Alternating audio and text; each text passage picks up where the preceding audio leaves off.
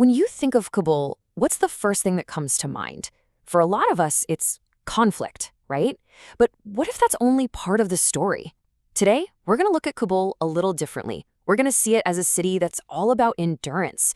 It's a place defined not by what's been done to it, but by how it just keeps going. Kabul exists underweight. That's a powerful statement, isn't it? And it's not just the literal weight of the mountains surrounding it. It's the crushing weight of history, of constant conflict, and just the sheer struggle of daily life. Honestly, if you can grasp this one idea, you're on your way to understanding everything about this city. So this is the big idea we're diving into. The story you usually hear is a city of war. But the real story, the one that's much more true to life, is a city of endurance. I mean, think about it. This place has been stretched to its limits, fought over, torn down, and rebuilt so many times. And yet here it is. It's still here. So where does a story like that even begin? Well, for Kabul, it all starts with the ground beneath its feet. Its geography, its physical location on the map, basically sealed its fate. And that fate has always been about conflict. Just look at where it is. It's this natural crossroads, right? A link between Central Asia, South Asia, and the Middle East. For centuries, this valley was the highway for everyone. Traders, armies, entire empires, they all had to pass through here. The thing is, its value was never about being a nice place to live or grow crops. Nope, it was all about control. If you held this pass, you held a key to the region. So from the very beginning, history baked in this idea that Kabul was a prize to be fought for. And the city learned really early on that to survive, you had to be able to adapt. And that long history of being a battleground, it directly created the city we see today. We're not just talking about damaged buildings. The decades of war fundamentally changed how the city even grew. It created this really unique and fragile way of city life, one that's built not on planning, but on displacement. Okay, this next point is really important, so let it sink in. Kabul did not grow through development. It grew through displacement. What does that mean? It means the city didn't expand because of new businesses or planned suburbs. It swelled because huge numbers of people were forced to move there. Refugees coming back, people fleeing violence in other parts of the country, they all flooded into Kabul. So the city didn't really grow outwards. It kind of swelled from the inside, absorbing all that human trauma into its very streets. And you can see the chain reaction pretty clearly, right? First, you have decades of conflict. That forces a massive number of people to leave their homes. They arrive in the city and have to settle wherever they can, which leads to these huge informal neighborhoods popping up almost overnight. And of course, the city just can't keep up. The services, the infrastructure, water, power, roads, they're always lagging way behind. What you end up with is a megacity in terms of population, but without any of the infrastructure that's supposed to support it. So what's it actually like to live in a city like that? Well, it means that life is basically one long act of improvisation. You're not relying on strong, predictable systems to get by. Your survival depends entirely on your own flexibility. And this really drives the point home. Look at the economy. That tiny slice, that's formal, stable employment.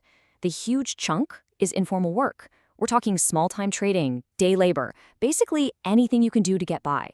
When opportunity is that rare and the cost of living is so high, there's no stable ground to build a life on.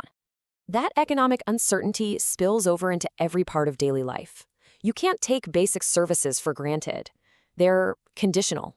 The power might go out at any time. The water might not run. Just trying to get across town can be a huge challenge. The city doesn't have a big, dramatic collapse. It kind of fails in small ways every single day. And people, they just figure it out. They adapt. This really says it all. In Kabul, planning your day means planning for disruption. Think about that. You don't just make a plan. You make a plan for your plan to get completely wrecked. Uncertainty isn't something that happens sometimes. It's the baseline. It's the one rule you have to organize your entire life around. So after all that, you're probably thinking, how does this city even work? How does it not just fall apart completely? And this is where the story pivots. This is where we find the real source of Kabul's strength. And surprise, it's not in the buildings, it's not in the roads, it's in the people.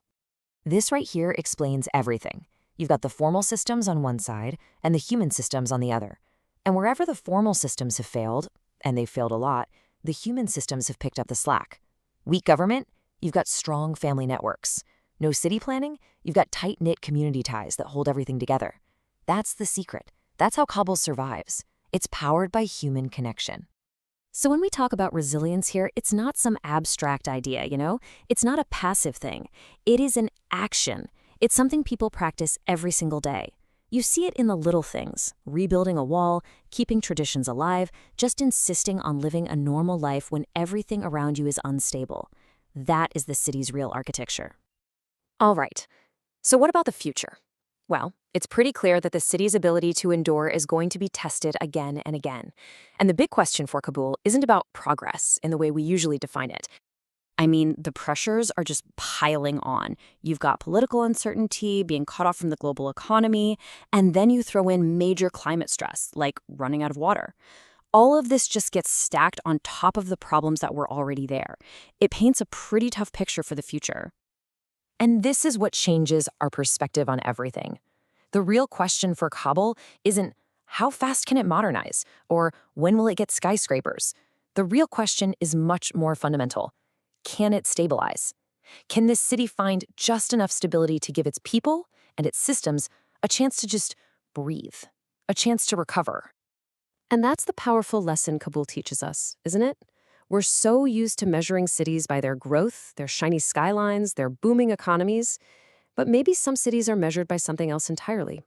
Maybe they're measured by their sheer, stubborn ability to endure.